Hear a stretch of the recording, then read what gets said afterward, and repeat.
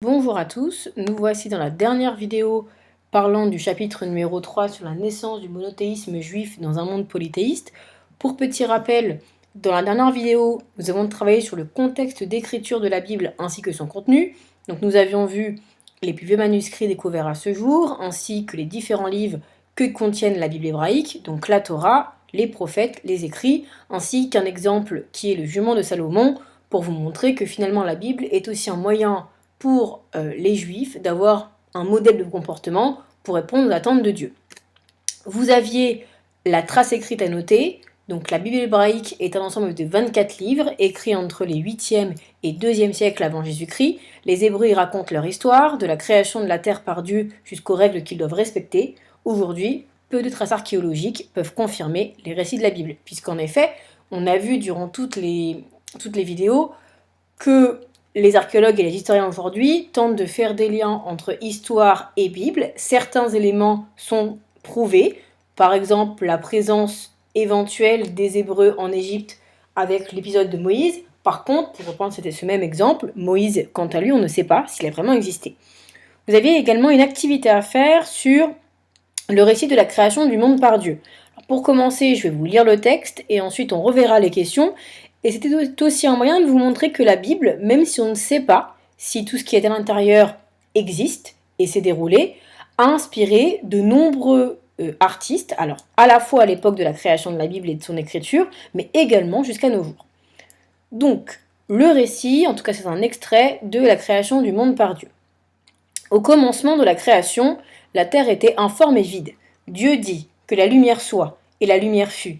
Dieu appela la lumière jour et les ténèbres nuit. Premier jour. Dieu dit qu'il y ait une étendue entre les eaux. Et Dieu fit le ciel, il sépara les eaux au-dessous du ciel avec les eaux au-dessus. Deuxième jour. Dieu dit que les eaux de dessous le ciel s'amassent en un seul lieu et que le sec apparaisse. Il en fut ainsi.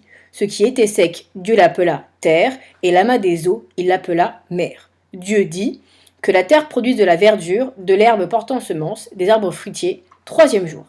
Dieu dit qu'il y ait des luminaires au ciel pour séparer le jour de la nuit. Quatrième jour. Dieu dit que les eaux soient pleines d'êtres vivants et que des oiseaux volent au-dessus de la terre. Cinquième jour. Dieu dit que la terre produise des animaux vivants, bestiaux, reptiles, bêtes sauvages, faisons l'homme à notre image, et qu'il soit le maître des poissons, des oiseaux, des bestiaux, de toutes les bêtes sur la terre. Dieu créa l'homme à son image, il créa l'homme et la femme, sixième jour. Dieu acheva son travail qu'il avait fait, et il se reposa de toute son œuvre le septième jour. Extrait de la Bible, Genèse 1, 2. Ce sont finalement les premiers extraits de la Bible, puisque là, c'est l'histoire de la création du monde par Dieu. Vous avez ensuite donc différentes questions. Donc, de quelle partie de la Bible est extrait ce texte? Alors, je viens de vous le dire, finalement, il est extrait de la Genèse. Je vous rappelle que la Genèse, c'est le premier élément et le premier livre que contient la Bible hébraïque. Comment est la terre au début du récit? Alors finalement, si on reprend ce texte, au début du récit, la terre était informe et vide.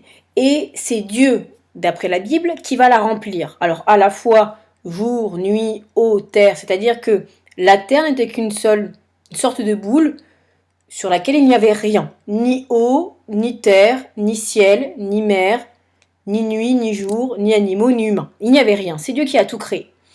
Ensuite, je vous demandais de quoi se sert Dieu pour créer les éléments et les créatures. En fait, Dieu, il va se servir de sa parole. Que la lumière soit et la lumière fut. Qu'il y ait une étendue entre les eaux. Que les eaux du dessous, le ciel, s'amassent en un seul lieu, etc. Donc finalement, Dieu, c'est son pouvoir qu'il va utiliser pour créer, que ce soit le ciel, que ce soit le jour, la nuit, les animaux, les humains. Ce texte montre que Dieu a tous les pouvoirs et qu'il a le pouvoir de création. Donc c'est là que les historiens et les archéologues ne peuvent pas dire que c'est vrai, puisque nous n'avons aucune preuve que Dieu existe et qu'il ait créé finalement tout ce qu'il y a sur Terre aujourd'hui.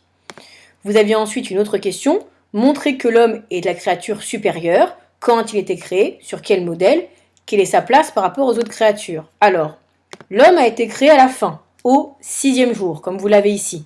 Que la terre produise des animaux vivants, bestiaux, reptiles, bêtes sauvages. Faisons l'homme à notre image. Et qu'il soit le maître, donc qu'il est supérieur, des poissons, des oiseaux, des bestiaux, de toutes les bêtes sur la terre. Et la phrase la plus importante finalement, Dieu créa l'homme à son image. Et comme d'après la Bible, Dieu est l'homme le plus important du monde. Si Dieu crée l'homme à son image, l'homme est le maître sur terre de tout ce qu'il y a sur terre. Par contre, on fait bien attention, Dieu crée l'homme à son image, mais l'homme n'est pas l'égal de Dieu. D'accord ? D'après la Bible et d'après ceux qui croient dans la Bible, Dieu est l'être supérieur, celui qui est au-dessus de tout le monde. Et même si l'homme est à son image, l'homme n'est pas Dieu, l'homme il est quand même en dessous de Dieu. D'accord ? Et puis il va créer l'homme et ensuite la femme. Alors, ce que vous devez savoir, c'est que la femme naît de la côte de l'homme. C'est-à-dire que Dieu va prendre une côte de l'homme, donc d'Adam, pour créer Ève, qui sera la femme d'Adam. Voilà. Juste pour une petite information. Et je terminais par un exemple plutôt artistique. Alors, je vous présentais donc la Bible qui avait inspiré de nombreux artistes de l'Antiquité et l'exemple de Michelangelo Buonarroti dans la chapelle Sixtine de Rome qui a peint donc entre 1508 et 1512 7 fresques. Et d'après le texte, quelle partie du texte a inspiré Michel-Ange ? Je lui demandais où ça se trouvait. Alors, si on regarde finalement ce tableau, cette fresque, vous avez ici Dieu, personnifié en un homme plutôt âgé. C'est souvent comme ça qu'on le représente, entouré d'anges. Et ici, vous avez Adam. Et là, vous avez Dieu qui touche la main d'Adam. Donc, si on regarde, vous avez un homme, vous avez Dieu. Ça reprend exactement le 6e jour. Dieu crée l'homme à son image. Je vous le remets ici. Dieu, les anges, ainsi qu'Adam. Donc, Michel-Ange est inspiré de la Genèse, de la Bible et du 6e jour de la Bible. Et puis je vous demandais de vous rendre sur le site de la visite du tour de la chapelle Sixtine et puis d'aller voir où se trouvait cette fameuse fresque. Alors là, c'est plutôt de la culture générale. La chapelle Sixtine est une chapelle qui, vous voyez, est remplie de fresques. Alors, les fresques que vous avez ici ne sont pas toutes faites par Michel-Ange. Certaines sont faites par exemple, Botticelli, par d'autres peintres de la Renaissance. Ici, vous avez également ce qu'on appelle le jugement dernier. Alors ça, vous le verrez l'année prochaine, en 5e, lorsque vous travaillerez sur le christianisme. Et la Bible, en fait, se trouve au plafond. Si vous aviez levé la tête, la création de l'homme par Dieu se trouve au centre de la voûte. Alors, vous pouvez vous rapprocher et je vous laisserai le faire tranquillement à la maison. En fait, Michel-Ange, sur cette voûte, a représenté différents éléments de la Genèse notamment. Pas que, mais il y a des éléments de la Genèse, donc je peux vous montrer rapidement. Par exemple ici, pour reprendre ce que je viens de vous dire, vous avez l'homme, là, ici, la femme créée par l'homme à travers une côte. Vous avez au-dessus l'homme et la femme, Adam et Ève, qui quittent le paradis. Vous avez Dieu, ici, excusez-moi, Dieu qui va créer la terre, qui va créer le ciel et la mer, la nuit et le jour, etc. Vous pourrez jeter un coup d'œil. Michel-Ange a mis 4 ans pour réaliser cette voûte, et puis plus tard, à la fin de sa vie, il réalisera ce que vous avez ici, le jugement dernier. Donc nous aurions vu ça en classe, et je vais vous montrer également d'autres exemples, puisque la Bible inspire également d'autres artistes. Voilà, vous en avez d'autres ici, hop, vous pourrez aller jeter un coup d'œil. Donc, dans le PowerPoint, je vous avais mis d'autres exemples. Alors, par exemple, ici, Dieu créant les animaux, cathédrale de Montréal, qui est à Palerme, en Sicile aujourd'hui, 13e siècle. Donc là, on change, on est au Moyen-Âge, vous voyez. Ici, vous avez Dieu, toujours représenté en homme, alors un peu plus jeune ici. Et puis là, les animaux. Vous voyez, c'est toujours le même texte qui inspire la Genèse. Et ici, Marc Chagall, donc, qui est un peintre très récent du XXe siècle, qui a peint entre 1960 et 1966 Moïse recevant les tableaux de la loi. Donc vous avez ici Moïse et Dieu, alors ici représenté par des mains, on ne voit pas son visage, recevant les 10 commandements dans les tableaux de la loi. C'était juste pour vous ouvrir un peu votre culture générale et vous montrer que la Bible, même si on ne sait pas si tout ce qui est à l'intérieur est réel et c'est réalisé, finalement, inspire beaucoup d'artistes de l'Antiquité jusqu'à nos jours. Et donc il nous restait la dernière sous-partie, que reste-t-il du judaïsme aujourd'hui ?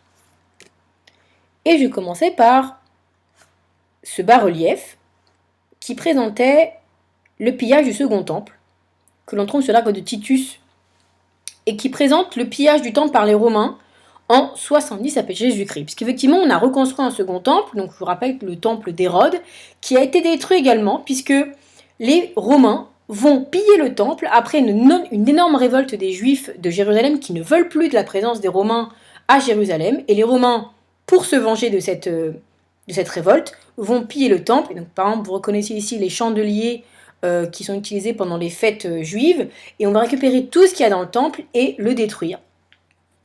Et finalement, c'est un événement qui va faire ce qu'on appelle la seconde diaspora. Alors je vous rappelle que la diaspora, c'est lorsque les Juifs quittent finalement Jérusalem et les zones dans lesquelles ils se trouvent originellement pour se réfugier ailleurs. Et dans la seconde diaspora, vous allez avoir finalement des Juifs qui vont partir, alors à la fois dans l'actuelle Turquie, en Grèce, en Italie, en France, en Espagne, en Afrique du Nord.